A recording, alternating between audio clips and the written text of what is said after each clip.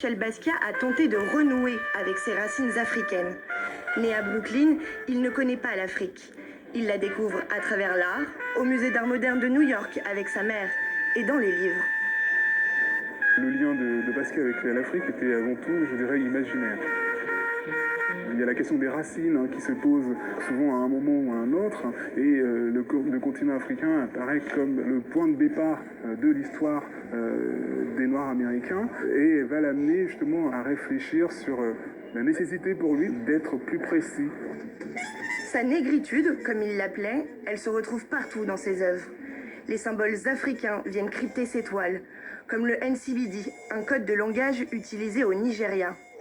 Les fétiches africains aussi, ces statues criblées de clous, inspirées du vaudou. Et puis, il y a bien sûr la figure du griot. Le griot, c'est un peu la figure de l'artiste.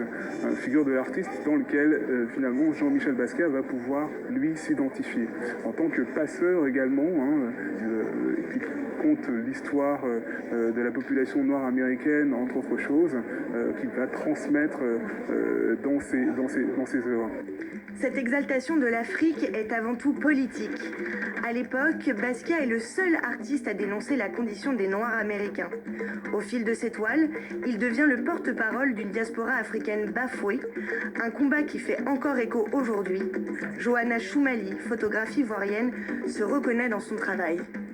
Il a choisi d'être noir, il a ressenti le besoin de présenter des figures noires fortes et puissantes, puisqu'il disait que le corps noir n'était pas assez, les noirs n'étaient pas assez bien représentés dans l'art moderne.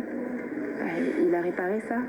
Basquiat ne se rendra qu'une seule fois en Afrique. C'était en 1986 en Côte d'Ivoire. 2 ans plus tard, il meurt d'une overdose. Il était attendu le lendemain à Abidjan. Un rendez-vous manqué pour l'artiste, passionné par ce pays.